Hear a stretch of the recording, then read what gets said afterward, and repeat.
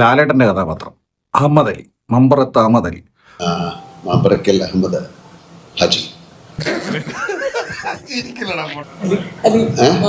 Sorry Ali. അതിലൊരു പാവം മനുഷ്യനാണ്. ഇയാള് കിടന്ന് ഉരുളണ്ട. ഒരു ക്രിസ്മസ് അപ്പൂപ്പൻ, ഓണത്തിന് വന്നിട്ടുള്ള ഒരു ക്രിസ്മസ് അപ്പൂപ്പൻ, അതേപോലത്തെ ഒരു സെറ്റപ്പ് കൈൻഡ് ഓഫ് മേക്കപ്പ് ആണ് ഇട്ടിരിക്കുന്നത്.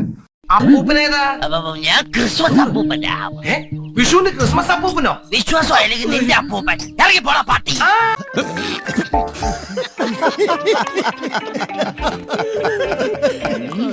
പൃഥ്വിരാജിന്റെ പ്രായം കൂട്ടുകയാണെങ്കിൽ ഒരു 10, 40, 35 കൂട്ടിക്കോ കഥാപാത്രം. അപ്പൊ ലാലേട്ടന്റെ കഥാപാത്രം ഏകദേശം 85-90 വയസ്സുണ്ടാവും. ഇനി ആരും സൂത്രം കാണിച്ചേട്ടാ. അവൻ എത്ര വയസ്സായി? ഒരു 27-28, അതിൽ കൂടില്ല. കണക്കുകളൊന്നും ശരിയാകുന്നില്ലല്ലോ ഗംഗാര. ഒരു ക്രിസ്മസ് അപ്പൂപ്പൻ, ഓണത്തിന് വന്നിട്ടുള്ള ഒരു ക്രിസ്മസ് അപ്പൂപ്പൻ, അതേപോലത്തെ ഒരു സെറ്റപ്പ് കൈൻഡ് ഓഫ് മേക്കപ്പ് ആണ് ഇട്ടിരിക്കുന്നത്.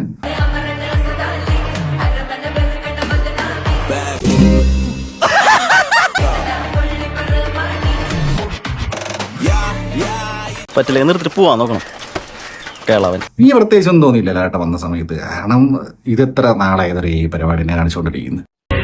അവൻ ഒരു മാറ്റവും ഇല്ല, അവൻ മാറുകയില്ല. പിന്നെ ലൂസിഫറിനകത്ത് ഓൾറെഡി പൃഥ്വിരാജ് മുമ്പിൽ വന്ന് നിൽക്കുന്നുണ്ട് ലാലേട്ടൻ. അപ്പം പൃഥ്വിരാജ് ഇത് കാണുന്നില്ലേ? പുള്ളി തന്നെ ചെയ്തു വെച്ച സാധനമാണ്. ഇവിടെ പാക്കുമ്പോൾ ഏതോ ലൂസുപ്പയ മാതിരി തെരിയത്.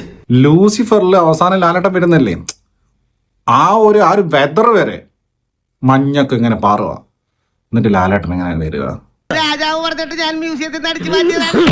അപ്പൊ അതാണ് ലാലേട്ടനെ വീണ്ടും വീണ്ടും ഇങ്ങനെ കൊണ്ടുവരാ ക്യാമിയോ ആയിട്ട്. കഷ്ടം ഇത്.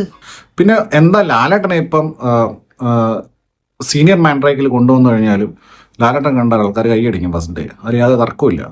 ഇതാണ് സാർ എന്റെ ബ്രാൻഡ്. അത് വിചാരിച്ചിട്ട് ലാലേട്ടന്റെ കഥാപാത്രം, അതായത് ആ കഥാപാത്രത്തിന് ഉണ്ടാവേണ്ട ഒരു യാതൊരു ഇവോൾവ് ചെയ്ത് വന്നിട്ടുള്ളതല്ല. നന്നാവാൻ സമ്മതിക്കില്ലടാ.